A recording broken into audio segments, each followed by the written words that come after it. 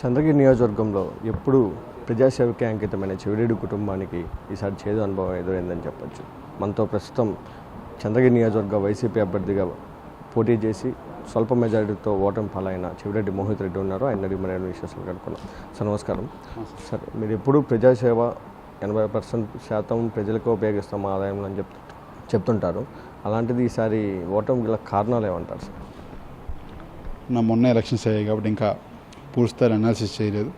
కానీ తప్పకుండా ప్రజలు ఎందుకు మమ్మల్ని తిరస్కరించారు, ఎందుకు వద్దనుకున్నా అవన్నీ కూడా మేము దృష్టిలో పెట్టుకొని ప్రజల కోసం మరింత మెరుగ్గా సేవ చేసే విధంగా కష్టపడతాం. అదేవిధంగా 1,00,000 మంది ఈరోజు మాకు ఓటు వేయడం జరిగింది. చంద్రగిరి కాన్స్టిట్యున్సీలో 40% పైన 40% ఓట్లు చంద్రగిరి కాన్స్టిట్యున్సీలో మాకు పడడం జరిగింది. ఓటు వేసిన ప్రతి ఒక్కరికి పేరున ధన్యవాదాలు తెలియజేస్తున్నా. వాళ్ళందరి కోసం కూడా మేము నిలబడతామని కూడా ప్రతి ఒక్కరికి తెలియజేస్తున్నాం. చంద్రగిరి నియోజకవర్గానే ప్రతి ఇంటికి ప్రతి గడపకి తిన్న పరిస్థితి. అక్కడ ఉన్న సమస్యలనే మీరు నేరుగా పరిష్కరించారు. మీ నా తండ్రి గారు కావచ్చు, మీరు కావచ్చు, నేరుగా పరిష్కరించారు. అయితే ప్రజలు వ్యతిరేకతకి అంటే ప్రధానంగా ఏమనొచ్చు సార్? అంటే మీ విశ్లేషణ కాకముందుగానే ఏదైనా ఏమై ఉండొచ్చు అనుకుంటున్నారు? అంటే వాళ్ళకు ఒక అవకాశం ఇవ్వాలని అనుకున్నారని అనుకుంటున్నాను మేబీ. కానీ ఏదేమైనా సరే తప్పకుండా వాళ్ళు మాకు కూడా 40% ఓట్లు ఇచ్చారు. ప్రజలందరూ కూడా వన్ సైడ్ తీర్పు లేదు. ఎందుకంటే 40% 1,00,000 మంది ఓటు వేశారంటే ఒక మామూలు విషయం కాదు. ఎందుకంటే 25 ఏళ్ళ వయసు ఉన్న నాకు 1,00,000 మంది ఈరోజు మద్దతు నిలబడ్డమంటే నిజంగానే తప్పకుండా వాళ్ళందరికీ రుణపడి ఉంటాను.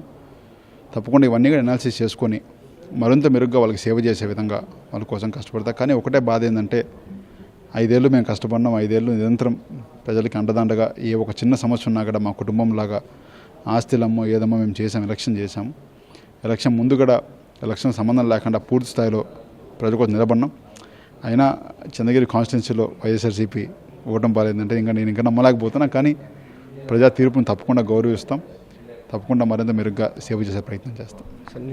ప్రస్తుతం ఓటమి పాలైన దాని తర్వాత ఎలా ఉండబోతుంది? ప్రజాసేవకి ఎంతవరకు మీరు కృషి చేయగలుగుతారు? మొదటి 1 సంవత్సరం వరకు అయితే ఇప్పుడే అధికార పక్షం వచ్చింది కాబట్టి తప్పకుండా వాళ్ళు కూడా పరిపాలన చేయాలి. కాబట్టి తప్పకుండా మేము కూడా పోరాటాలు ఏం చేయకపోవచ్చు. కానీ వాళ్ళు చాలా హామీలు ఇచ్చారు, చాలా ప్రజలకు మంచి చేస్తామని మాట ఇచ్చారు. అవన్నీ కూడా నిలబెట్టుకోవాలని నేను కోరుకుంటున్నాను. ఏదైనా ప్రజలకు ఇబ్బంది ఉన్నా, ప్రజలకు సమస్యలు ఉన్నా కూడా ప్రతిపక్ష పాత్ర పోషించడంలో మేమైతే ఎప్పుడు వెనకాడమని తెలియజేస్తున్నాం.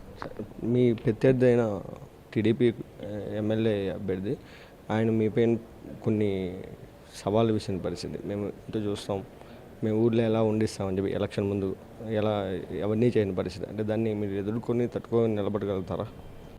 నేను ప్రతిపక్షంలో ఉన్నప్పుడు ఆ మాటలు మాట్లాడాలనుకుంటున్నా. దాన్ని సీరియస్గా నేను తీసుకోలేదు. ఎందుకంటే వాళ్ళకి కూడా అలాంటి ఉద్దేశాలు ఉండవని నేనైతే భావిస్తున్నాను. కానీ ఒకటి మాత్రం నిజం, ప్రజల కోసం నిలబడే వాళ్ళం. ఏ సమస్య ఉన్నా కూడా తప్పకుండా ప్రజలకు అండదండలుగా ఉంటాము. అదేవిధంగా వాళ్ళు కూడా ఈరోజు మంచి మెజార్టీతో గెలిచారు. దేవుడు ఆశీస్సులతో ఈరోజు వాళ్ళు అధికారంలో వచ్చారు.